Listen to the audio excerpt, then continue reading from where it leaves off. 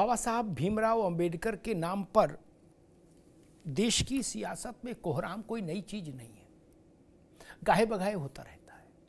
हर दल ये साबित करने की जुगत में रहता है कि हम अंबेडकर जी के प्रति ज़्यादा श्रद्धा रखते हैं, दूसरों से अतिरिक्त भाव रखते हैं नहीं रखते वो विषय नहीं, लेकिन शो ऑफ सब कर रहे हैं। आज से नहीं, लंबे समय से करते आए हैं। इसलिए ये अंबेडकर की विचारधारा के भगीरथ बनने का ये जो राजनीतिक उपक्रम है, ये चलता रहा है और चलता रहेगा, ये जान लीजिए। इसी की ताजी बानगी हुई इस बार जब राज्यसभा में गृह मंत्री अमित शाह बोले तो उनके वक्तव्य में एक वाक्य को लेकर हंगामा शुरू हो गया। कांग्रेस को लगा कि उसके हाथ में ब्रह्मास्त्र आ गया, इंडिया गठबंधन को लगा पूरे को कि उसके हाथ में ब्रह्मास्त्र आ गया, अब तो वो मैदान फतह कर ले गई कांग्रेस। राहुल जी, प्रियंका गांधी, खड़गे जी सब मैदान में उतर आए। सबको लगा कि यही है राइट टाइम, इसी समय चोट करो। मसला आगे बढ़ता उससे पहले प्रथम ग्रासे मक्षिका पाते जैसी स्थिति बन गई। संसद भवन के मुख्य द्वार पर, मकर द्वार पर सांसदों का जमावड़ा हुआ और उस जमावड़े में राहुल गांधी पर यह आरोप लगा कि उन्होंने भाजपा के 2 सांसदों को धक्का दिया, ऐसी परिस्थिति पैदा की कि वो गिर जाएं और वो लोग घायल हो गए, फिर वो अस्पताल भेजे गए। एक प्रताप सारंगी बालासोर से सांसद हैं और दूसरे फर्रुखाबाद उत्तर प्रदेश से सांसद मुकेश राजपूत, और एक नागालैंड की महिला सांसद भाजपा की, उन्होंने आरोप लगाया कि राहुल गांधी ने न मेरे साथ अभद्रता की और मेरे इतना नजदीक आकर खड़े हो गए कि मैं असहज हो गई और मेरे ऊपर चिल्लाए। बात यहीं तक नहीं रही, राहुल गांधी के खिलाफ एफआईआर भी ठोक दी गई। भाजपा के एक सांसद ने एफआईआर लिखा दी। अब कहां तो तय था चिरागा हर एक घर के लिए वाली स्थिति हो गई कि कहां तो कांग्रेस को लग रहा था कि जोर लगा के हैया अब की तो भाजपा को लपेट लेंगे, और कहां मामला उल्टा पड़ गया। अब अपनी बचाओ, अपने को बचाओ। अब मसला ये आ गया, सारी ऊर्जा इस बात पर लग रही है कांग्रेस की कि राहुल गांधी के खिलाफ एफआईआर क्वैश हो, रद्द हो, क्योंकि वो गलत है। कांग्रेस में नाना प्रकार के विद्वान नेता हैं। कांग्रेस के एक बड़े नेता ने तो ये कह दिया कि एफआईआर जो है ये केवल राहुल गांधी पर नहीं है, ये बाबा साहब के खिलाफ एफआईआर है, डॉक्टर भीमराव अंबेडकर के खिलाफ। अब बताइए, बाबा साहब के खिलाफ एफआईआर, राहुल गांधी की खिलाफ एफआईआर हो कोई, और वो भी मारपीट धक्का मुक्की के मसले पर हुई, धमकी के मसले पर हुई, एक महिला ने दूसरे संदर्भ में कराई, उसका बाबा साहब से क्या लेना देना? लेकिन कांग्रेस कह रही नहीं, बाबा साहब पर ये एफआईआर है। भारतीय जनता पार्टी मजे लेने की स्थिति में आ गई कि ठीक है भाई, हमको लपेटने आए थे, अब खुद बचो। शतरंज जैसा खेल हो रहा है सियासत में, शह और मात का।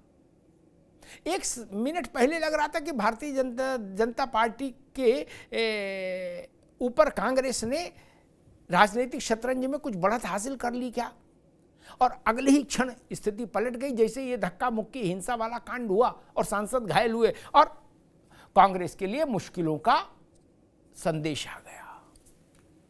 छोटे व्यक्ति के खिलाफ मुकदमा हो तो कांग्रेस चिंता ना भी करे, लेकिन राहुल गांधी के खिलाफ मुकदमा, और मुकदमे की त्रासदी और मुकदमे का दंश क्या होता है, ये राहुल गांधी से बेहतर और कौन जानता है। राहुल गांधी की सदस्यता गई है ऐसे ही मामले में। वो कंठ का मामला था, धक्का का नहीं, बोलने पर। उन्होंने मोदी जात के लिए कुछ टिप्पणी कर दी थी, मुकदमा हुआ और उसमें उनको सजा हुई, और उस सजा के चलते उनकी लोकसभा की सदस्यता चली गई थी। अब सोचिए उनके लिए अब कैसी स्थिति पैदा हो गई कि अब क्या करें,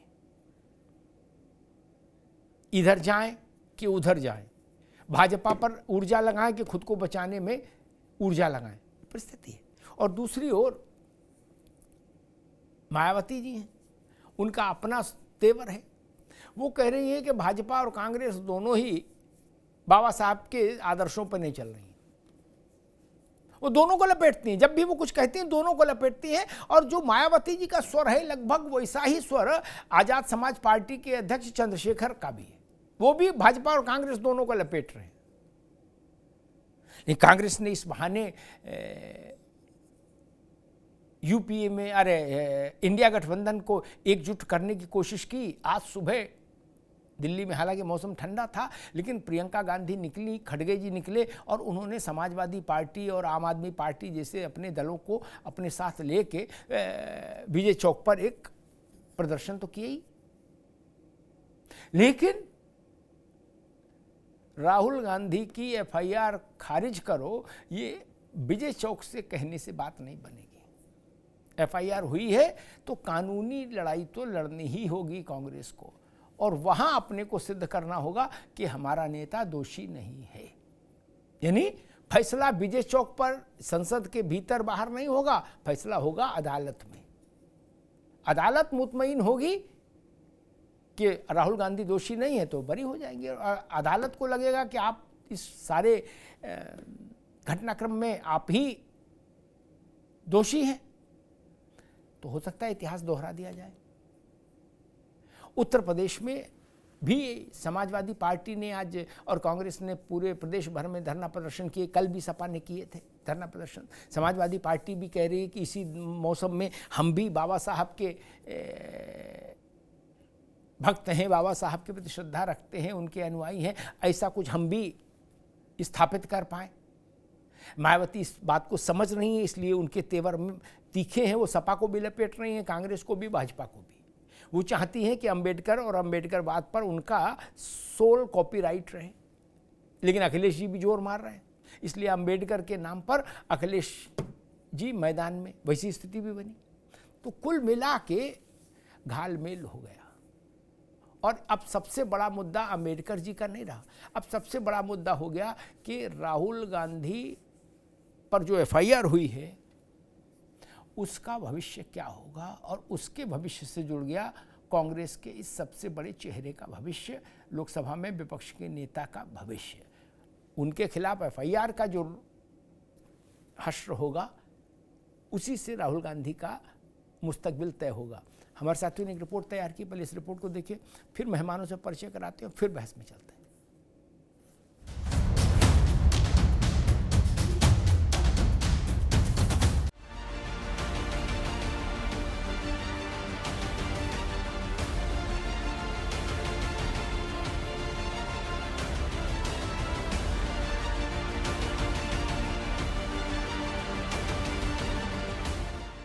संभल पिछले करीब एक महीने से लखनऊ से लेकर दिल्ली की सियासत का केंद्र बना हुआ था। विधानसभा से लेकर संसद तक संभल पर घमासान मचा था, लेकिन संसद में संविधान पर चर्चा के दौरान गृह मंत्री अमित शाह के बयान के बाद पिछले करीब 48 घंटों में प्रदेश के साथ साथ देश की सियासत का रुख बदल गया है। अब दिल्ली से लखनऊ तक विपक्ष ने भाजपा सरकार की घेराबंदी शुरू कर दी है।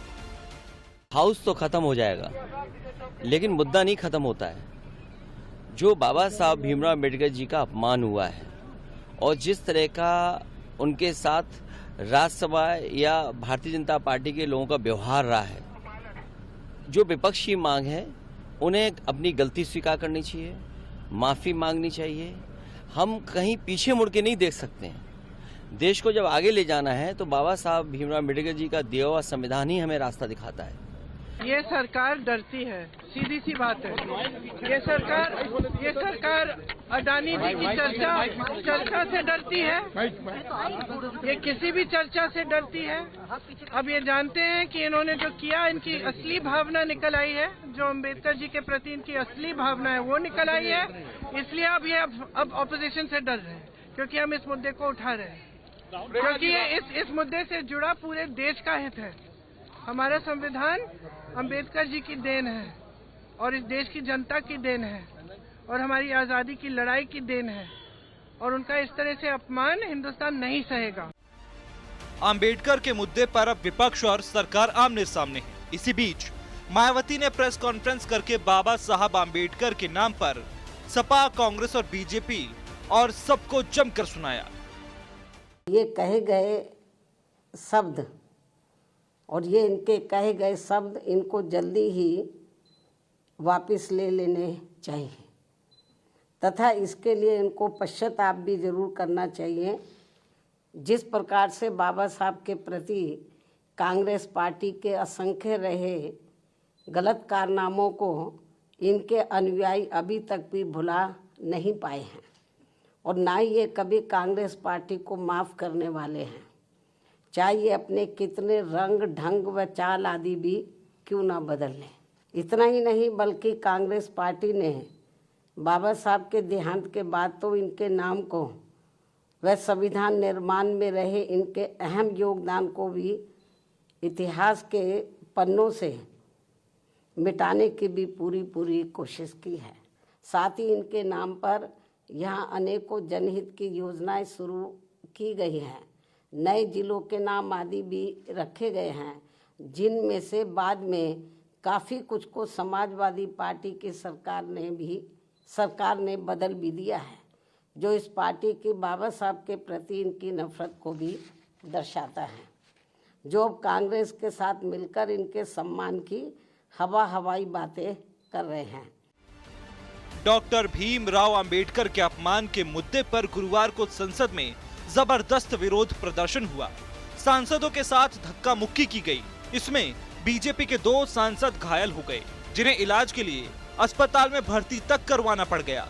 बीजेपी सांसदों के साथ धक्का मुक्की करने का आरोप कांग्रेस सांसद और नेता प्रतिपक्ष राहुल गांधी पर लगा है और उनके खिलाफ एफआईआर दर्ज की गई है।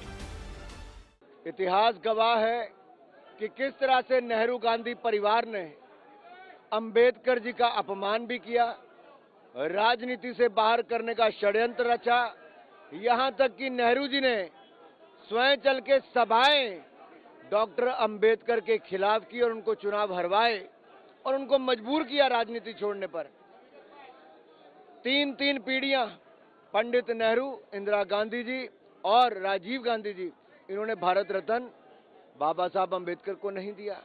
आचरण नेता प्रतिपक्ष के लायक नहीं है और जिस प्रकार से वरिष्ठ सांसदों के साथ दुर्घटना घटी और जिसके लिए स्वयं श्री राहुल गांधी जी ही शुद्ध रूप से जिम्मेदार हैं, उनके खिलाफ मुकदमा लिखा गया, अच्छी बात है। उसकी जांच करके और उनके खिलाफ कार्रवाई भी होनी चाहिए। यह पूरा देश चाहता है, जो पीड़ित सांसदगण हैं वो तो चाहते ही होंगे और इस प्रकार के आचरण की अपेक्षा नेता प्रतिपक्ष से नहीं की जा सकती है। लेकिन उस पद पर चूंकि श्री राहुल गांधी बैठे हुए हैं, इसलिए उनका आचरण ऐसा हुआ है जो घोर निंदनीय। माननीय दोनों सांसद अस्पताल में एडमिट हैं, सारंगी जी को टाके भी आए हैं और मुकेश राजपूत को 5 चोटें हैं। राहुल गांधी का ये कृत्य लीडर अपोजिशन के पद की गरिमा के अनुकूल नहीं है। लोकतंत्र में हिंसा का कोई महत्व नहीं है, चूंकि उनका लालन पालन पोषण इस प्रकार से राजकुमारों की तरह हुआ है कि उनको विरोध और ना सुनना मंजूर नहीं है। बहरहाल सड़क से लेकर संसद तक, यूपी से लेकर दिल्ली तक, संभल के बाद अब अंबेडकर पर सियासी अखाड़ा सजा है। लेकिन बीजेपी को घेरने में जुटे विपक्ष को अब बीजेपी ने राहुल गांधी की धक्का मुक्की पर ही घेर लिया है। ऐसे में सवाल ये है कि क्या फंस गए राहुल गांधी? सवाल ये भी है कि मायावती के बयान के मायने क्या हैं? क्या अंबेडकर सियासत का नया केंद्र होंगे?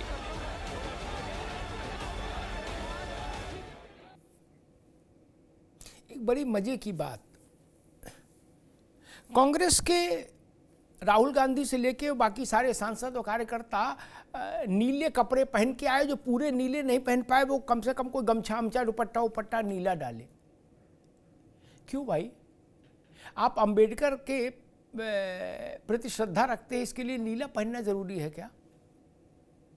ये भारत की राजनीति में इतना ज्यादा दिखावा है।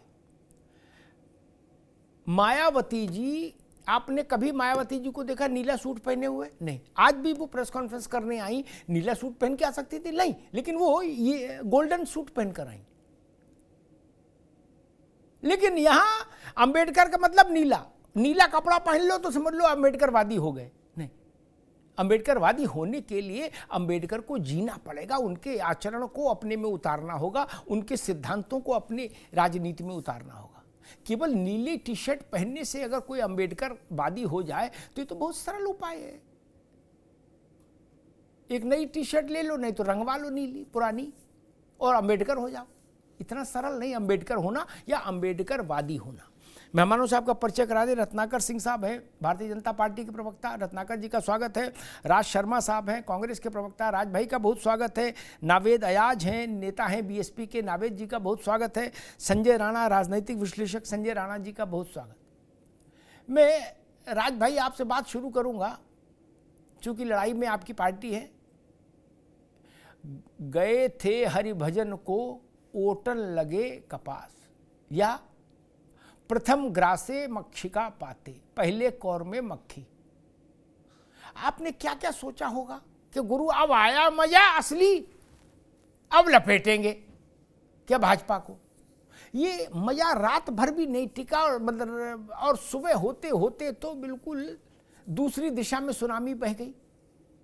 अब एफआईआर और मसला ये कि अपनी बचाओ, पार्टी की बचाओ कोर्ट के झंझट से, अब उसमें ऊर्जा लगाओ। आज सुबह से धरना प्रदर्शन कांग्रेस का उत्तर प्रदेश से लेके और दिल्ली में प्रियंका जी के नेतृत्व में इस बात को लेके हो रहा है कि राहुल गांधी के खिलाफ एफआईआर निरस्त करो।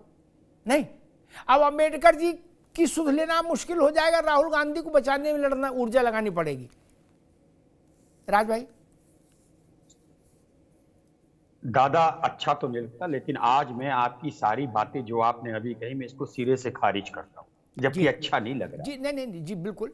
आपकी अभी मैं बात पहले भी सुन रहा था, आपने कहा कि नीली टी शर्ट क्यों पहनी, आपने कहा क्यों पहनी ये कोई जायज बात नहीं है, लेकिन आपने एक बात सच बोली, अगर अंबेडकर साहब को कपड़े से नहीं उनको जीना पड़ेगा।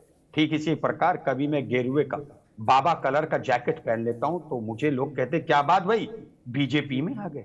तो ठीक कभी आप ये भी कह देना आज के बाद कि अगर गेरुआ रंग पहनना है तो सनातन को भी जीना पड़ेगा। जी बिल्कुल ठीक है। अब केवल रंग से बात नहीं बनेगी, जीना होगा। बिल्कुल नहीं। और मैं हटकर बोलूंगा जी, मैं रॉ मटेरियल हूं। मैं बार बार कहता मैं प्रवक्ता होने के बाद भी सबसे पहले एक सभ्य इंसान हूं, प्रोडक्टिव इंसान जी। कोई भी पार्टी का सांसद हो, ये हरकतें जो सब पूरे सांसद 543 सांसद हैं लगभग, जितने भी थे वहां पे, मैं कहता हूं सबको शर्म आनी चाहिए। क्या इस बात के लिए क्या आज एक वो किसान 3 हफ्ते से बैठे हुए हैं आमरण अनशन में, उन्हें देखने देश का अभिभावक नहीं जाता है। आईसीयू कैसा आईसीयू हो गया भाई, ये अच्छे नहीं देती ये बात कि आईसीयू में प्रधानमंत्री जी फोन कर लें। अभी मैं एक फोटो देख रहा था, वो बुजुर्ग हैं 70 साल के सारंगी साहब, उनको क्यों टेंशन दे रहे हो भाई? मैं भारतीय जनता पार्टी के नेताओं से पूछना चाहता हूं, ये गलत परंपरा। उनके 5 टांके आए हैं, 5 टांके वहां आईसीयू में। ये कंपट नहीं खा रहे लेटे लेटे।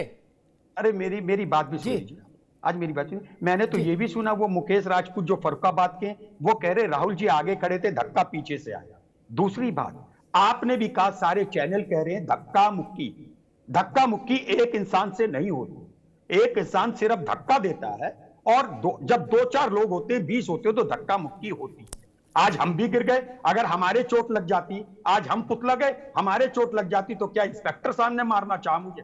अरे हो सकता डंडा मेरे बांस का आंख में लग जाता, तो क्या मैं ये कह देता कि इंस्पेक्टर साहब ने मुझे मारने का कोशिश की? 109 लगा दो तो 307 है। ये परंपरा दादा गलत चल रही है, इसे पाकिस्तान ना बनाए भारतीय जनता पार्टी जी। बहुत गलत परंपरा डाल दी। और एक और बात बताता हूं, मैं सारी चीजें हो रही थी, प्रधानमंत्री जी को एक कदम आगे बढ़ाना था, सब डरिए बैठक बुलाते, एक दूसरे के शिकवा दूर करते और कहते ये एफआईआर का जो डंस चलाया ना, इसके जो परिणाम होंगे, आप आज आप नहीं बोलोगे, हो सकता है क्यों ना बोलो, ये आप जानते होंगे आज नहीं बोलोगे, लेकिन समझते सब ये परिणाम बड़े गलत है।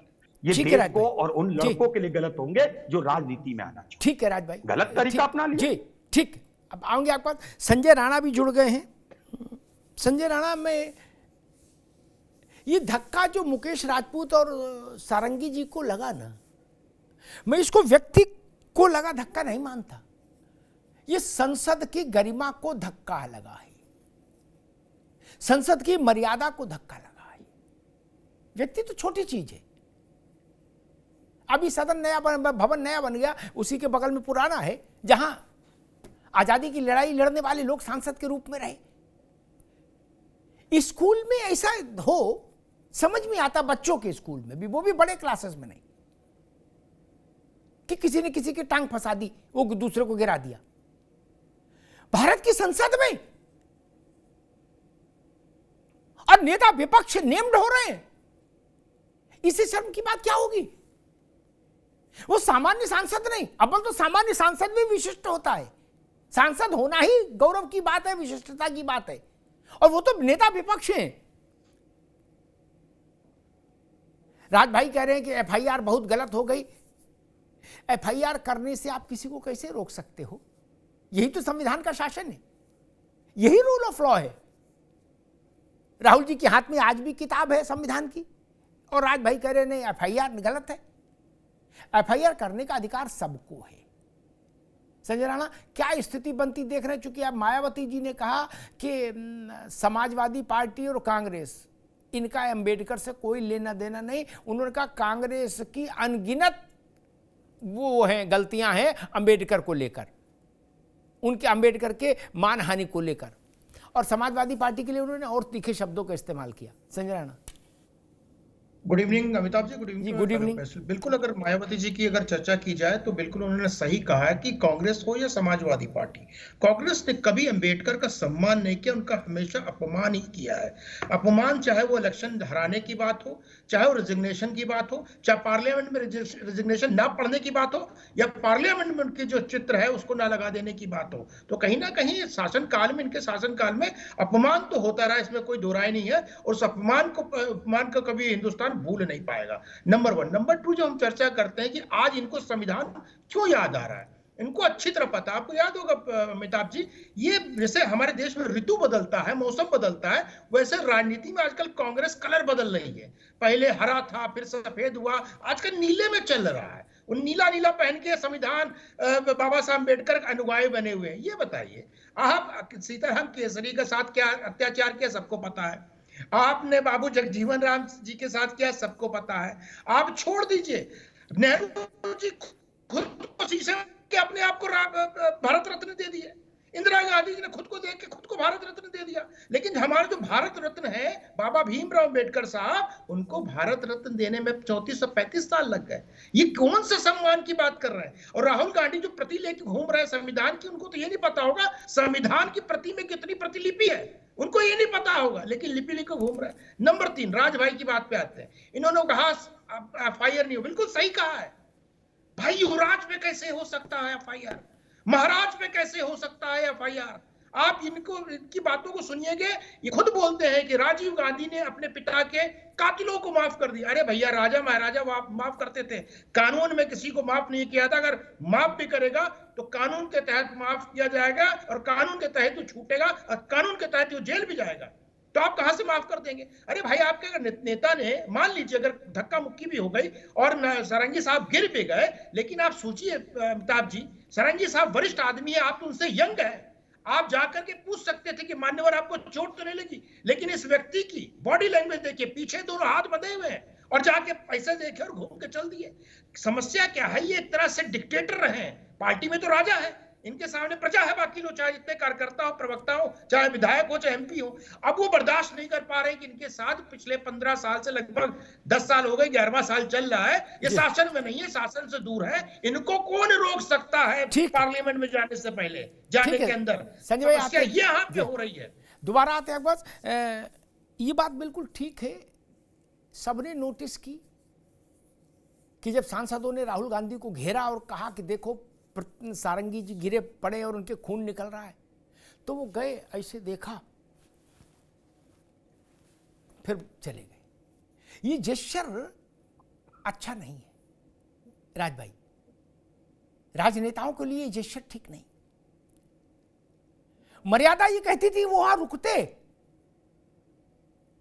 मिजाज पुरसी करते, कहते भाई एम्बुलेंस बुलाओ, गाड़ी लाओ, मेरी गाड़ी लाओ, निकालो सारंगी जी को अस्पताल ले चले। नहीं, उसी हाउस के सदस्य आप भी हैं जिसके सारंगी है। ऐसा लग रहा था कि वो पाकिस्तानी है और ये हिंदुस्तानी है क्या? नहीं ना। हम संविधान की बात करते हैं, लेकिन मुश्किल ये है कि हम अपने आचरण को, संविधान छोड़िए, जो भारत के सनातन मूल्य हैं, जो संविधान से भी हजारों साल पहले के हैं, हम उन्हीं को अपने आचरण में नहीं ढालते। वरना एक बुजुर्ग आदमी गिरा पड़ा है, उसके खून निकल रहा है, तो खड़ा होना चाहिए कि नहीं खड़ा होना चाहिए, जाना चाहिए उसके साथ कि नहीं, ये प्रश्न है। और ये प्रश्न पीछा करेगा राहुल जी का। नावेद अयाज के पास आऊंगा, फिर बीजेपी के पास चलूँ। नावेद अयाज जी, बहन जी ने सबको खारिज कर दिया और उन्होंने कहा कि केवल हमारी पार्टी है अंबेडकर जी के साथ, बाकी कोई बोले कुछ नहीं, सब फर्जी है। नहीं, अब मुझे लग रहा है इसीलिए आपने राहुल गांधी को टक्कर देने के लिए वो कमीज पहने नीली, टी शर्ट, आपने पूरा कोट ही नीला पहन लिया, बोले आ जाओ जी। हालांकि मैं बहन जी की इस मामले में तारीफ करूंगा, मैंने उनको अब तक के राजनीतिक जीवन में कभी नीला सूट पहने नहीं देखा ना मैंने कांशीराम, एक मिनट रुक जाओ भाई बाबू, ना मैंने मान्यवर कांशीराम को कभी नीली कमीज पहने देखा। राज भाई, संजय, हमेशा सफेद आदि बाहू की शर्ट कांशीराम, उन्हें नीला कभी नहीं पहना। और मुझे लगता है उनसे बड़ा दलितों का प्रतिनिधि चेहरा बीते 50 साल में और कोई नहीं हुआ। Kanshiram is the one and only. हाँ, नावेद अयाज बताओ भाई। देखिए, पहली चीज तो बीएसपी की क्या पहचान, नीला झंडा, हाथी निशान आप पर तकार रहे हैं, आपने सुना होगा। और बाबा साहब भीमराव अंबेडकर जी को भी आपने नीले कोट में देखा होगा, लेकिन बहस नीले रंग की नहीं है, बहस है बाबा साहब के अपमान की। और बहन जी ने और बहुजन समाज पार्टी ने स्पष्ट कहा है कि चाहे वो समाजवादी पार्टी के लोग हों, चाहे वो कांग्रेस के लोग हों, चाहे वो आरएसएस के लोग हों, ये लोग मनुस्मृति और धर्म के राष्ट्र की बात करने वाले लोग हैं। ये बाबा साहब के प्रति जो अपनी भावनाएं दिखा रहे हैं वो सब नकली हैं। असल बात बिल्कुल सही है, मान्यवर साहब कांशीराम जी ने और बहन कुमारी मायावती जी ने जो बहुजन महापुरुषों के साथ साथ बाबा साहब अंबेडकर जी के संघर्षों को पटल पर लाकर देश के सामने रखा, प्रदेश के सामने रखा। दबे कुचले, वंचित, दलित और पिछड़ों की जो दशा थी, जिन्हें पानी का अधिकार भी मांगना पड़ा हो, जिन्हें शिक्षा के अधिकार के लिए भी संघर्ष करना पड़ा हो, ऐसे बाबा साहब जिन्हें बैलगाड़ी से भी उतार दिया जाता हो, ऐसे बाबा साहब जिनके दिए हुए आरक्षण को खत्म करने के लिए चाहे कांग्रेस रही हो या समाजवादी पार्टी रही हो, चाहे संघ परिवार रहा हो या मौजूदा भाजपा हो, आरएसएस के लोग भी आरक्षण को बर्दाश्त नहीं करते हैं। तो बहन जी का बिल्कुल स्पष्ट मत है कि जो लोग बाबा साहब को अनुयायी आज बता रहे हैं, उन्हीं लोगों ने बाबा साहब के नाम को जो है वो विलुप्त कर दिया था। वही लोग बाबा साहब की राजनीति के से परहेज करते थे। बाबू जगजीवन राम जी को जो है वो बाबा साहब से बड़ा अल्टरनेट मानते थे। लेकिन बाबू जगजीवन राम जी का भी हम सम्मान करते हैं और बाबा साहब के जो संघर्ष हैं, उन्हीं संघर्षों की बदौलत आज दलित समाज जो अपनी सुधार की स्थिति में शुरुआत पर है, उस सुधार की स्थिति में शुरुआत के लिए कोई धर्म का राष्ट्र जिम्मेदार नहीं है, सिर्फ संविधान के दिए हुए अधिकार जिम्मेदार है। ठीक है नावेद बाबू, ठीक। दो बातें हैं महत्वपूर्ण। एक तो ये कि अगर ऐसा होता तो उत्तर प्रदेश से बसपा के साथ छोड़कर दलित नहीं जाता। बसपा 9% पर आकर रहे, अरे अब तो 7% पे आ गई, 7% पर आ गई है क्या? इसका मतलब दलित भी उसके साथ नहीं रहा। अरे अभी बहस नहीं करो, दोबारा में आएंगे तब, है ना? ये सीख लोगे तो आगे काम आएगा, गूगल में थोड़ी मिलेगी हर चीज। बसपा के पास वैसा भी नहीं बचा, इसलिए ये तर्क ठीक नहीं कि मायावती जी या उनकी पार्टी बसपा अंबेडकर या दलितों की, दलित चेतना की एकमात्र वाहक है। होता ना थोक स्टॉकिस्ट, क्या थोक स्टॉकिस्ट नहीं है ना। मायावती जी की बिरादरी का वोट है उनके पास, बस वही 7% दिख रहा है जाटव। बाकी झंडा नीला रहे चाहे पीला रहे, अब वोट नहीं है, ये भी एक बड़ा प्रश्न है। मैं रत्नाकर जी के पास आऊं उससे पहले एक बात कहता हूं, वो भी बड़ी चर्चा चल रही है कि भाई नावेद ने भी कहा कि भाजपा और संघ परिवार 1939 में राज भाई डॉक्टर भीमराव अंबेडकर राष्ट्रीय स्वयंसेवक संघ के एक दीक्षा वर्ग में गए थे। 39 में। वहां पहले सहभोज हुआ, डॉक्टर हेगडेवार उनको खुद बाहर से लेके आए, रिसीव किया, अपने साथ बैठाल के सहभोज में खाना खिलाया, और उसके बाद एक बौद्धिक हुआ था भीमराव अंबेडकर का संघ में, जिसका विषय था भारत में दलितों की स्थिति और उनके उद्धार की योजना। एक हमारे यहाँ पढ़ने लिखने की प्रथा राजनीति में बहुत पहले से बंद हो गई भगवान की कृपा से, तो समस्याएं आना स्वाभाविक है। 1969 में बाबा साहब की स्मृति में एक विशेषांक निकला, एक पत्रिका का। रत्नाकर बाबू आप भी सुन लो। उस पत्रिका के संपादक ने उस समय के सरसंघ चालक गोलवरकर जी से अनुरोध किया कि आप भी बाबा साहब पर कुछ लिख के दो। गोलवरकर जी ने जो लिखा वो मैं बताता हूं, ये भाजपा को भी सुनना चाहिए और कांग्रेस, सपा, बसपा को भी सुनना चाहिए जो आरएसएस पर टिप्पणी करते हैं। संजय राणा गोलवरकर जी ने लिखा कि स्वामी विवेकानंद ने एक बार कहा था कि भारत में सामाजिक चेतना का प्रवाह वही व्यक्ति कर सकता है, सामाजिक परिवर्तन वही व्यक्ति ला सकता है जिसके पास मेधा मतलब इंटेलेक्ट, बुद्धिमत्ता आदि शंकराचार्य जैसी हो और जिसका हृदय भगवान बुद्ध जैसा हो, उनकी करुणा हो बुद्ध की और ज्ञान हो शंकराचार्य का। तो गुरुजी ने लिखा कि मुझे समकालीन भारत में भीमराव अंबेडकर ऐसे दिखते हैं एकमात्र व्यक्ति जिनके पास आदि शंकर की मेधा, प्रज्ञा और तथागत भगवान बुद्ध की करुणा है। ठीक है, नारे लगाने वाले उन्हें कुछ पढ़ा ही नहीं, मुश्किल तो यही है, यही सारी समस्या है। खैर, रत्नाकर सिंह, आपकी पार्टी पर आरोप है कि बाबा साहब का अपमान किया आपने। वो मामला आगे जाता, उससे पहले धक्का कांड आ गया, अब सारा फोकस धक्का कांड पे हो गया। कांग्रेस कह रही है कि आप गलत नजीर पेश कर रहे हैं मुकदमा करा के राहुल गांधी पर, बैठ के सलटा लो। बैठ के क्यों नहीं सलटा रहे हो रत्नाकर जी? जी अमिताभ जी, देखिए, मुझे उम्मीद है मेरी आवाज मिल रही होगी आप। आ रही जी। देखिए अमिताभ जी, कांग्रेस पार्टी जो है एक तरह से उल्टा चोर कोतवाल को डांटे वाला हाल बना के रखी हुई। सबने देखा कि किस तरह से राहुल गांधी, जहां पे भारतीय जनता पार्टी के सांसद जो मकर द्वार पे अपना विरोध प्रदर्शन कर रहे थे खड़े होकर के, और राहुल गांधी वहां पे अपने सांसदों के हुजूम के साथ जबरदस्ती उसी द्वार से जाने की कोशिश कर रहे थे, और जिसका परिणाम ये हुआ कि वहां धक्का मुक्की हुई और जो है हमारे सांसदों को, दो सांसदों को, एक जो 70 वर्षीय प्रताप सारंगी जी थे उनको डीप कट लगा, जिसको टाका लगाना पड़ा, 5-5 टाका लगाना पड़ा, और मुकेश राजपूत जी जो है वहां पे अनकॉन्शियस होके गिर पड़े। और जबकि इन सुरक्षा गार्ड वहां पे राहुल गांधी जी के पूरे ग्रुप को कह रहा था कि आप दूसरे द्वार से जाइए, लेकिन इन लोगों की जिद और मैं कहूंगा एक तरह से गुंडागर्दी की नहीं जाना है तो उसी रास्ते से जाना है और धक्का मार के जाना है, क्योंकि भाई इनका मसल पावर तो सब दिखाते रहते हैं, बार बार ये एक्सरसाइज और बॉडी दिखाते रहते हैं, तो ये मसल पावर उस दिन दिखा करके और सदन में प्रवेश करने की कोशिश कर रहे थे। और ये आरोप उल्टा हमारे ऊपर लगा रहे थे अमिताभ जी कि हम वहां पे लाठी डंडा और भाला लेकर गए। कहीं पे भी अगर लाठी डंडा भाला का वीडियो फुटेज अगर ये कांग्रेस वाले दिखा दें तो ये आरोप जो है ये लगाना इनका सत्य मालूम है, लेकिन कहीं पे आपको लाठी डंडा हमारे सांसदों के हाथ में नहीं मिलेगा। ये आरोप लगा रहे थे कि हम धक्का दे करके खड़गे जी को गिरा दिए। अरे भाई, उनके साथ वो चल रहे थे, उन्हीं की धक्का मुक्की से वो गिर के और बैठ गए, हमने नहीं गिराया, उनके ही ग्रुप में वो जो धक्का मुक्की हुई उससे ही वो गिरे।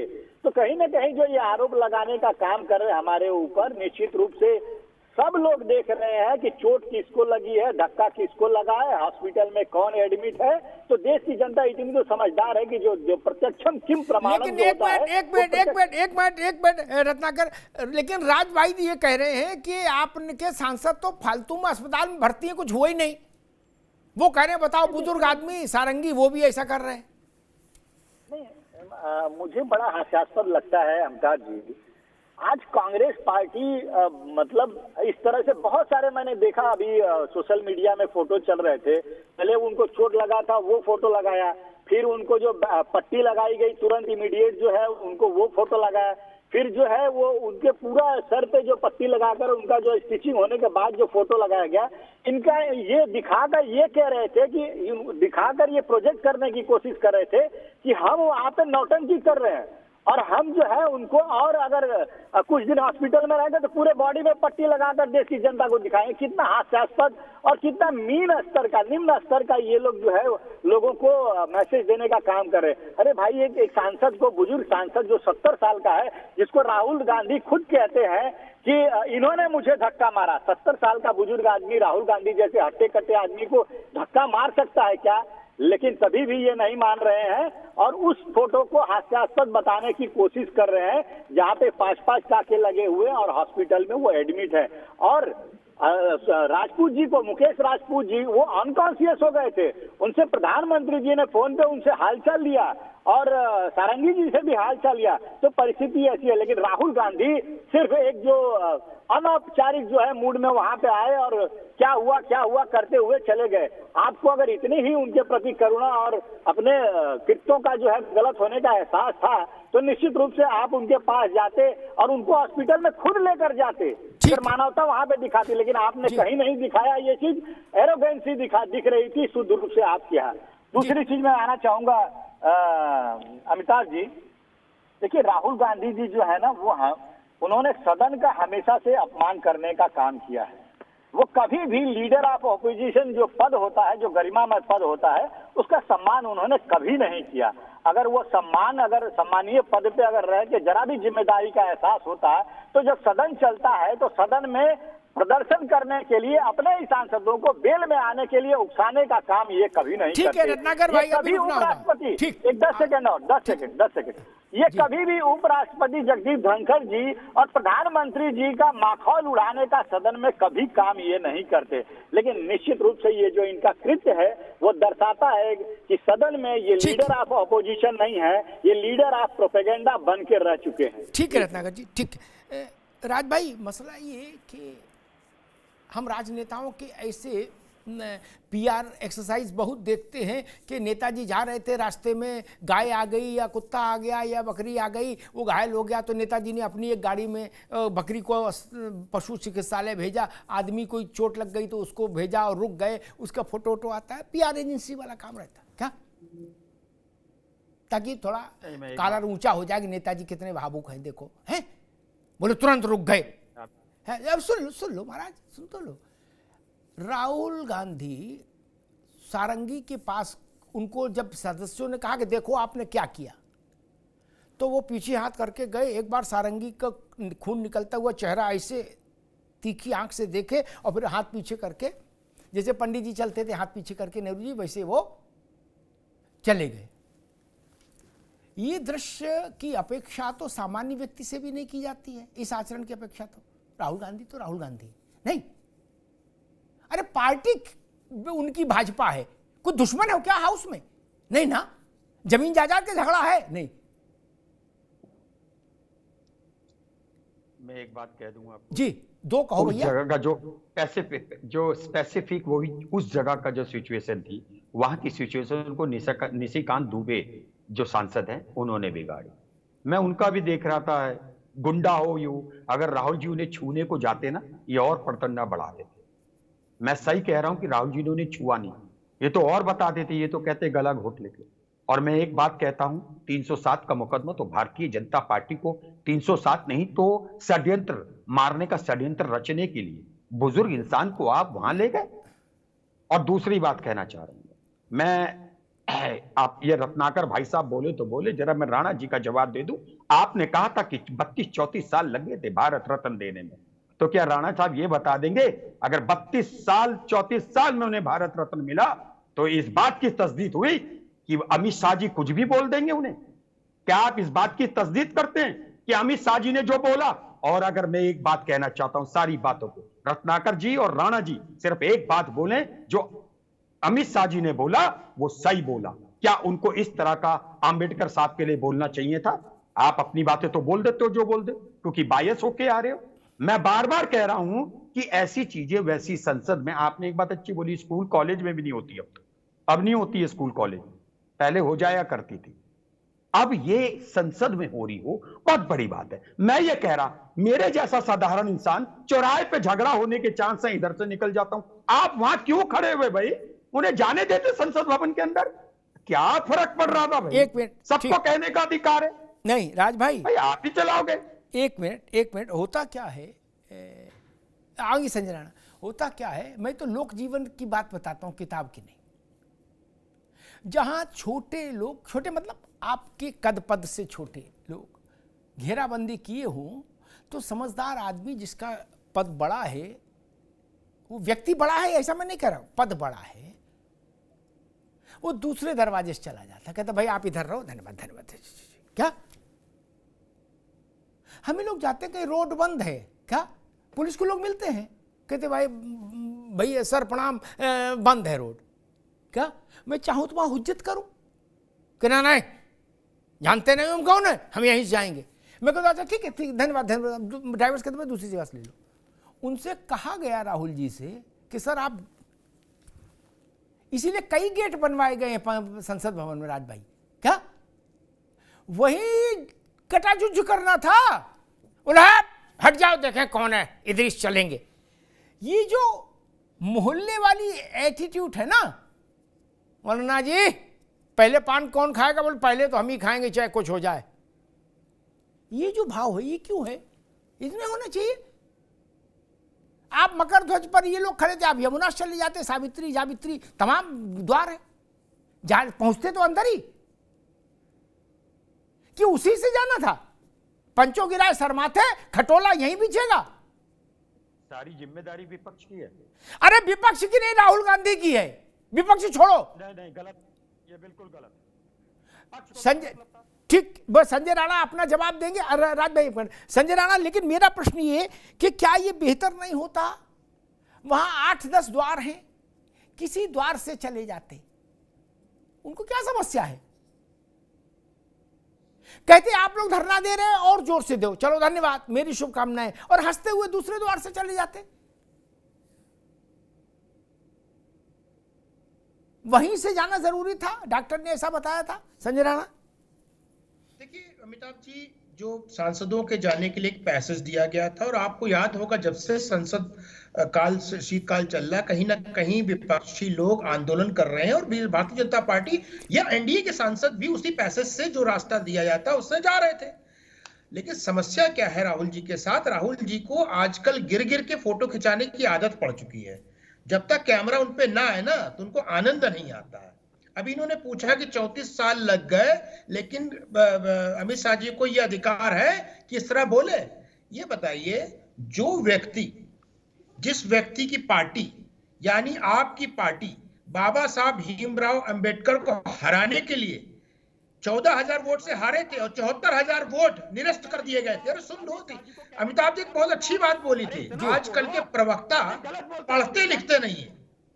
आप बताओ क्या अमित शाह जी को ये कहना था, ये कहने का अधिकार किसने दिया? बता रहा हूँ। अरे आप नहीं बताओ, ये बताइए, फिर मुझे लगता है मैं बार-बार एक ही चीज कहता हूँ, पार्टी अस्तित्व में नहीं आने दिया, जिस आप ज्यादा तेज चल रहे हो।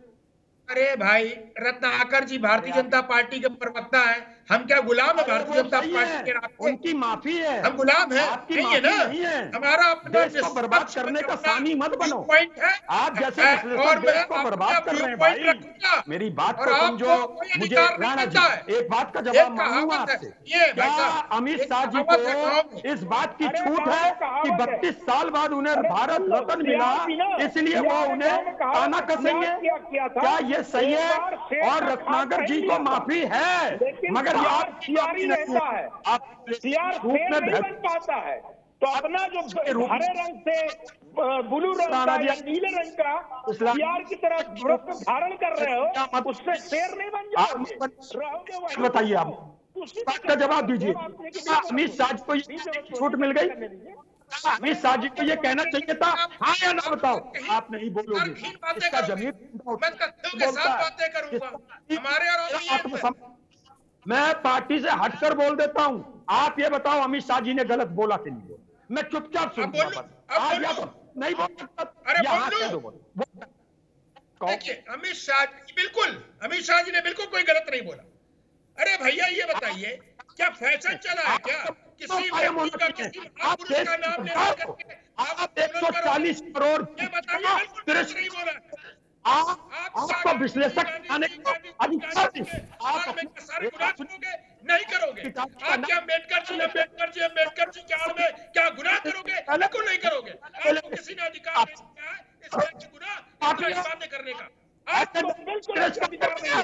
जो व्यक्ति को संविधान के बारे में नहीं पता है, जिस व्यक्ति को प्रोटोकॉल नहीं पता है, वो संविधान की किताब में भी घूमता है। जिस व्यक्ति का खंडन 84 बार संविधान को आप ही तो देश को बर्बाद कर रहे हो। आप जैसे लोग को बर्बाद कर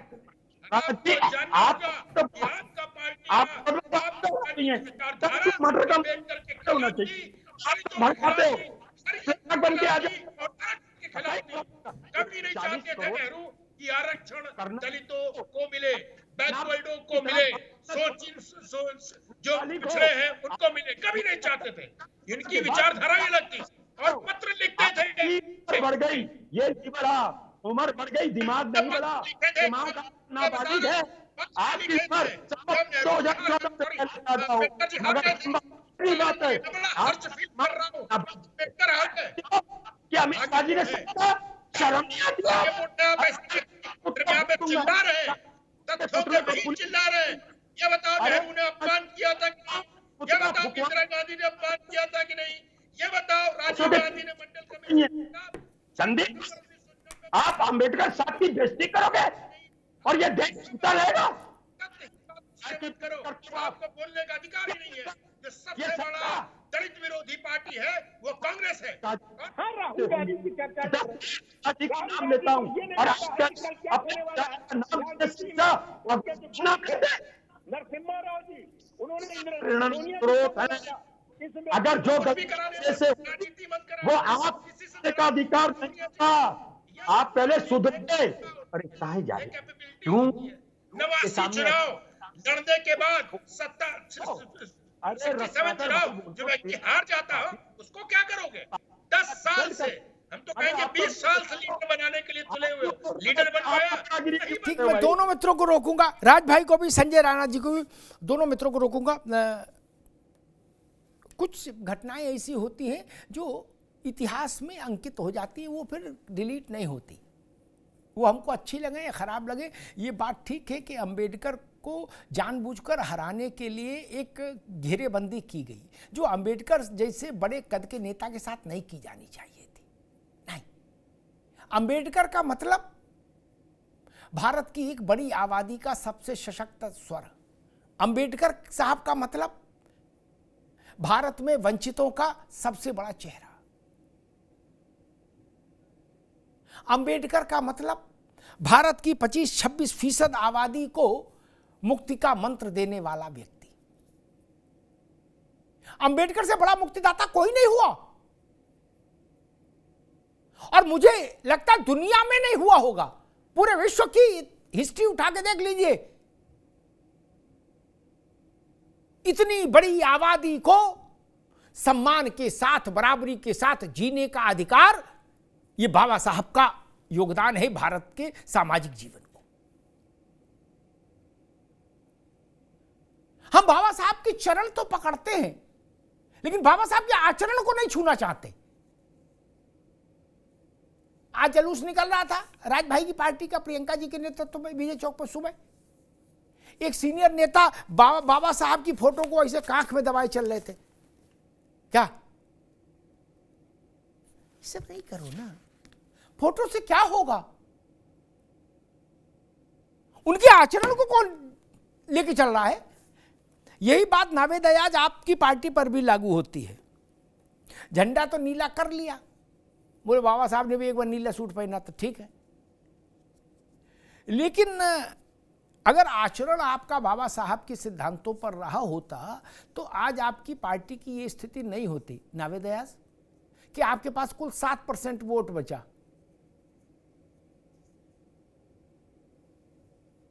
जी शेर है कि तुम्हारी फाइलों में गांव का रंग गुलाबी है, इसकी जगह मैं ये कहूंगा कि तुम्हारी फाइलों में गांव का रंग नीला है, मगर ये आंकड़े झूठे हैं, ये दावा किताबी है।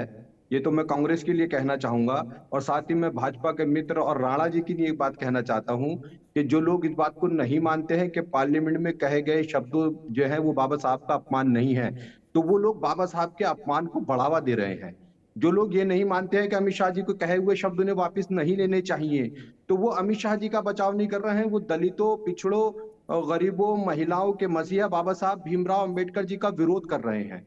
आपको ये समझना होगा कि जो वो शब्द कहे गए हैं, उस शब्द में जो भाव अमित शाह जी के हैं वो उनकी मनुस्मृति वाली विचारधारा से आते हैं। वो उस विचारधारा से आते हैं जो देश में संविधान का राष्ट्र खत्म करके धर्म का राष्ट्र लाने की बात करते हैं।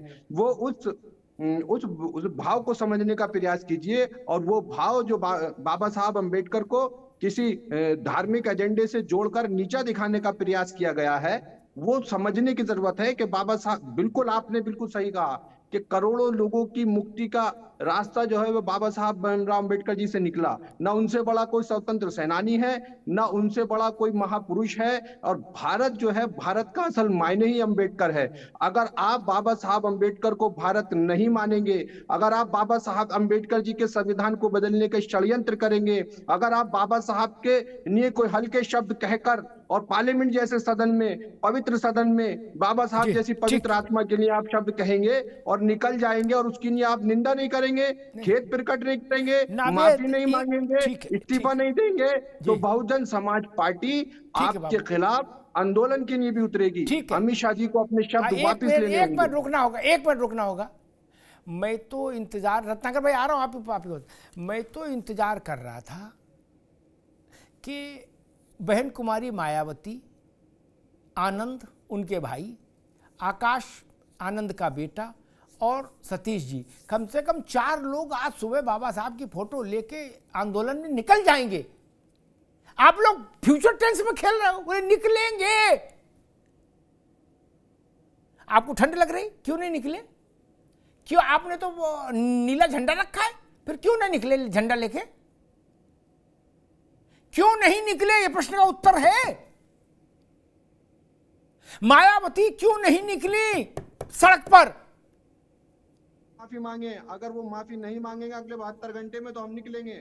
एक मिनट रुक जाओ, एक मिनट इनकी बात रिकॉर्ड करो नावेद आज की 5:52 पर, और इनकी बात यहां से नहीं शुरू करो। मायावती जी ने एएनआई को आज सुबह जब बाइट दी है तब से जोड़ो 72 घंटे क्या?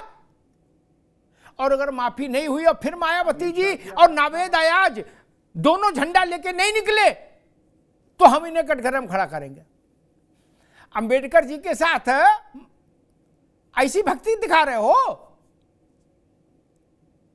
छोड़िए कांग्रेस क्या कह रही है और सपा क्या कह रही, आप तो उनके असली चेले हो बाबा साहब के। अरे रुक जाओ भाई, आप बाबा साहब के असली चेले हो ऐसा क्लेम करते हो, तुरंत जाइए धरने बैठिए मायावती जी को लेके। ये केवल ट्विटर पर और एएनआई पर नहीं खेलने देंगे हम ना, एएनआई और ट्विटर पर नहीं खेलने देंगे, सॉरी ना, एएनआई और ट्विटर पर नहीं खेलने देंगे ना। सड़क पर उतरो तो बात करो। बहन जी ने प्रेस कॉन्फ्रेंस की है। अरे बहन जी को सड़क पर उतरना चाहिए भाई। अभी तक बहन जी ने प्रेस कॉन्फ्रेंस की है ना? अरे मैं जो कह रहा हूं वो नहीं समझ रहे हो क्या? बहन जी को ठंड में प्रेस कॉन्फ्रेंस की जरूरत नहीं, सड़क पर उतरना चाहिए ताकि लगे कि बाबा साहब के प्रति उनकी श्रद्धा। खैर, इसलिए मैं कह रहा हूं कि मीठा मीठा गप और कड़वा कड़वा थू नहीं चलेगा क्या? नीला कोट पहनने से बाबा साहब नहीं हो जाओगे कोई। आप सुविधा नहीं छोड़ना चाहते, घर के हीटर नहीं छोड़ना चाहते, निकलना नहीं चाहते, और कह रहे बाबा साहब जिंदाबाद। बोले कहां कहा? बोले एएनआई पे कहा था। ऐसे राजनीति करेंगे? ऐसे राजनीति करेंगे? इसीलिए उत्तर प्रदेश में यह हाल हो गया, इसीलिए यह हाल हो गया भाई मेरे। आनंद ही निकल लेते, आनंद में सही आकाश ही निकल लेते, जिनको कहा जा रहा था कि बसपा का भविष्य है, वही बाबा साहब की फोटो लेके धरने बैठ जाते गढ़मुक्तेश्वर जाके कहीं। नहीं ना, ऐसे राजनीति नहीं चलेगी बाबू, कि 4 टीवी की डिबेट कर ली, 2 ANI को बाइट दे दी और फिर घर में जाके सरसों का साग और मक्के की रोटी खा के सो गए। ये नहीं चलेगा, इससे कुछ हासिल नहीं होगा। खैर, रत्नाकर जी, आपने कांग्रेस को सुना, आपने बसपा को सुना। बसपा कह रही है 72 घंटे का टाइम अल्टीमेटम दिया बहन जी ने, अगर माफी नहीं मांगी तो बहन जी उतरेंगी मैदान में। हालांकि मुझे इस बात में संदेह है, माफी मांगो नहीं मांगो और बवाल कर दो, उससे मैं बहन जी को समझता हूं वो बाहर नहीं निकल सकती घर से। और अब तो ठंड का भी मौसम है। रत्नाकर जी, देखिए अमिताभ जी, माननीय गृह मंत्री जी सदन में जिस प्रकार से उन्होंने तर्क और तथ्य के साथ, मैं कहूंगा फिर से, तर्क और तथ्य के साथ जिस तरह से कांग्रेस पार्टी के कृत्यों को पूरे देश के सामने और सदन के पटल पे रखा, कांग्रेस वाले पूरी तरह से बौखला गए। आपने देखा कि उसी समय जोर जोर से आवाज मल्लिकार्जुन खड़गे जी का आ रहा था कि तुम झूठे हो, तुम झूठे हो। ये जितना सच का आईना दिखाते जा रहे थे कांग्रेस पार्टी को, उतना ये तिलमिलाए जा रहे थे।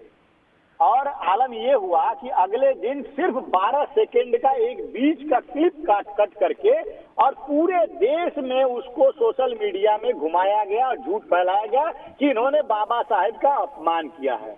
और अगले दिन उसी क्लिप को देखते हुए माननीय गृह मंत्री जी आए और प्रेस कॉन्फ्रेंस किए और उन्होंने बहुत अच्छे तरीके से क्लैरिफाई किया कि बाबा साहब आम्बेडकर हमारे लिए भगवान स्वरूप है।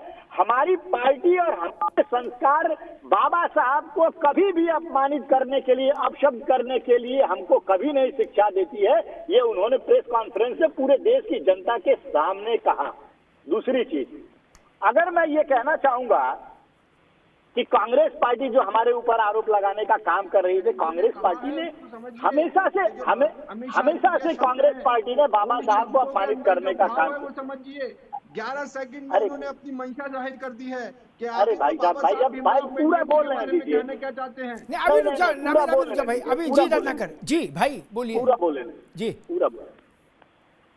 देखिए, जहां तक बाबा साहब का सवाल है अमिताभ जी, बाबा साहब ने एक अपने पत्र में इस बात का भी जिक्र किया है कि किस तरह से पंडित नेहरू ने अपने 20 वर्षों के दौरान, जब भी वो पिछले 20 साल में उन्होंने जो उनके संगत में साथ में रहे वो सारे चीज देखे, उन्होंने कहा कि इनके एक भी स्पीच में कहीं पे भी SC ST के हित की बात नहीं कही जाती थी। हमेशा इनका प्रेम जो है मुसलमानों के प्रति झलकता हुआ दिखता था और ये बड़े आहत थे उस चीज से। उस चीज को बार बार उन्होंने कहा और जब भी उन्होंने इस्तीफा दिया अपना, उस समय भी उन्होंने कहा कि पंडित नेहरू ने SC ST के साथ न्याय नहीं किया, इससे मैं आहत हूं और इसी के आधार पे मैं अपना इस्तीफा देता हूं। उन्होंने पूरे इस्तीफे में लिखा, इस्तीफे की कॉपी पढ़िएगा। और ये वही कांग्रेस पार्टी है ना अमिताभ जी, जो सेंट्रल बार में अपने शासन काल में कभी भी बाबा साहब का फोटो तक नहीं लगने दिया। क्या सम्मान की बात ये करते हैं। पंडित नेहरू अपने कार्यकाल में स्वयं भारत रत्न ले लेते हैं, इंदिरा गांधी जी स्वयं भारत रत्न ले लेती है, लेकिन बाला साहब को भारत रत्न देने का कभी सोच भी नहीं ये बना पाए। और भारत रत्न कब मिला इनको?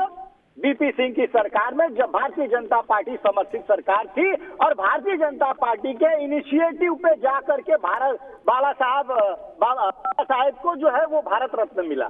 तो ये तो भारतीय जनता पार्टी का मंशा रहा है बाबा साहब के प्रति। और हमने अपने शासनकाल में अमिताभ जी 5 तीर्थ स्थल बनाए हैं जो बाबा साहब के जन्म से संबंधित है, उनके कार्यों से संबंधित है। ये 5 तीर्थ स्थल हमने बनाए हैं और मुंबई में एक बहुत बड़ा स्टैचू भी हम बाबा साहब का बनाने का कार्य जो है वो प्रगति पे है।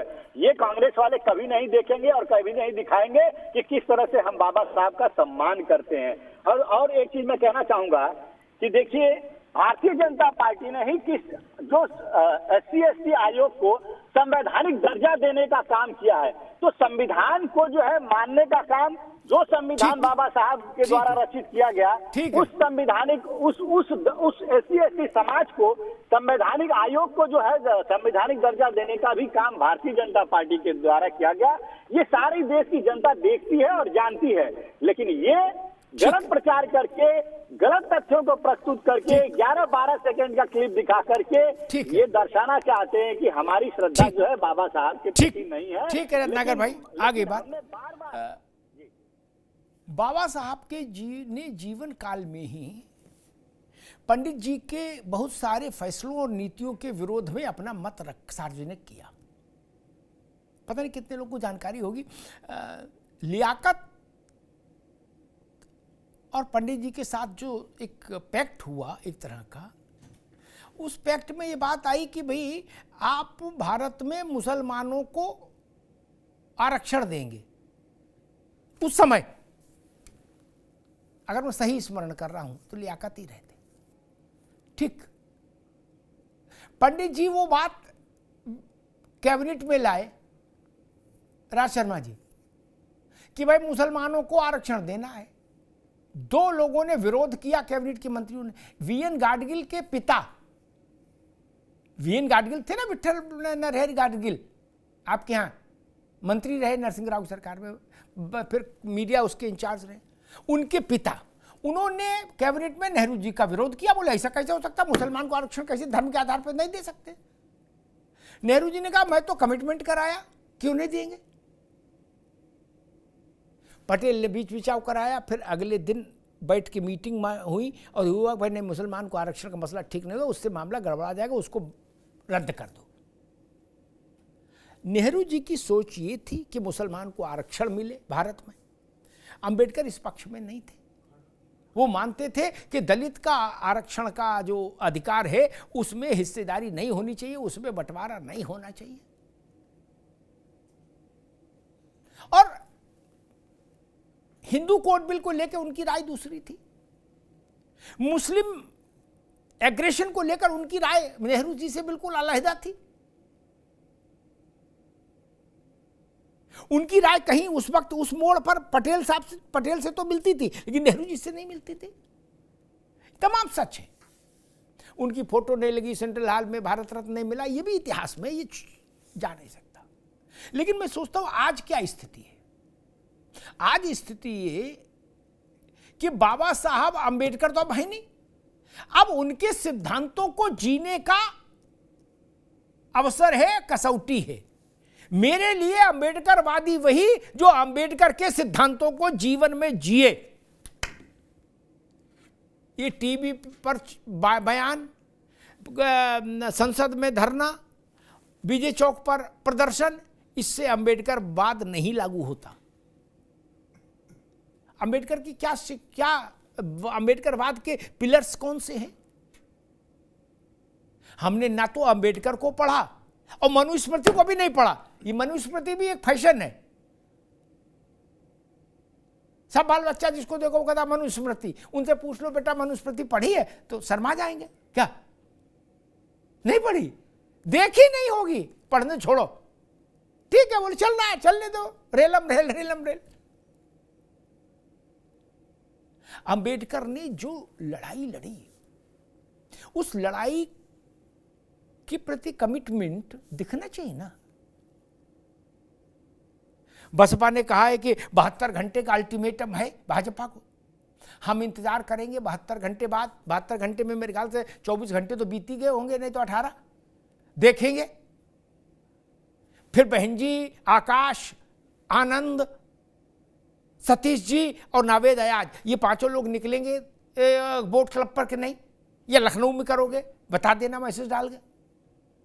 हम भी तो देखें कि निकलने का हौसला है कि नहीं। आज ये सवाल सुबह रामगोपाल यादव से हुआ राज भाई कि बसपा ने ये कहा, बसपा ने वो कहा, मायावती ने। उन्होंने कहा भाई उनकी बात उन्हीं से पूछो, हमसे न पूछो। बोले वो अंबेडकर के अगर इतने समर्थन में होते तो निकलना चाहिए था उनको, क्यों नहीं निकले? कांग्रेस का प्रदर्शन हुआ उत्तर प्रदेश में, समाजवादी का हुआ, बसपा का नहीं हुआ। बसपा का प्रदर्शन इतना हुआ कि बहन जी आ गई और उन्होंने एक ANI पर बाइट रिकॉर्ड करा दी। बोले भाई इसको चलवा दो। अखिलेश यादव सोच रहे हैं कि बसपा का चूंकि सूर्य अस्ताचलगामी है तो इस समय को दलित हमारे तरफ आ जाए तो स्वाभाविक है। उनकी सक्रियता दिख रही है इस वक्त, दिल्ली में भी दिख रही है और लखनऊ में भी दिख रही है। लेकिन मैं फिर कहूंगा कांग्रेस के लिए अब मसला अंबेडकर नहीं है। कांग्रेस के लिए मसला अब राहुल गांधी का बचाव है। राज जी, अंबेडकर जी का तो जो है सो ठीक ही है। राहुल जी के खिलाफ जो मुकदमा, और अगर इसको लोग कह रहे हल्के में ले रहे, जो मैं उनको भी प्रणाम करते हुए कहूंगा, राहुल जी के मामले में मुकदमे को कभी हल्के में मत लेना मेरे भाई। एक मुकदमे में बड़ा छोटा मुकदमा था, उसमें सांसदी चली गई थी कि नहीं, ये दूसरा बवाल आ गया, इसमें धाराएं और कैडी है। क्या इसमें धाराएं और कैडी है? उसमें तो उतनी कैडी धाराएं नहीं थी, कड़ी। इसलिए सब काम छोड़ो, पहले इस बात पर व्यवस्था करो कि किसी तरीके से अदालत का मामला सलटे। और राज भाई ने कहा कि मुकदमा गलत करा दिया गया। मुकदमा कराने का अधिकार सबका है, कैसे रोक सकते हैं? नहीं रोका जा सकता। और बेहतर होता एक लार्जर इमेज पोर्ट्रेट होती। राज भाई ने कहा कि अगर वो जाते राहुल जी वहां तो भाजपा वाले और उत्तेजना पैदा कर देते। चलो हम मान लेते हैं, आरएमएल तो जा सकते थे, उनके पास जेट प्लस सिक्योरिटी है विद एएसएल, वहां तो कोई मारपीट नहीं कर सकता। जा सकते थे हालचाल लेने, नहीं 6 केले लेके चले जाते, 1 किलो सेब लेके चले जाते, मिल जाते। साथी हैं उसी संसद के। ऐसा तो था नहीं कि 1 किलो सेब का पैसा नहीं था, कैसे जाए खाली हाथ, ऐसा तो था नहीं। क्यों नहीं गए? कोई संकोच है? कोई निजी दुश्मनी है? जमींदारी का युग है क्या?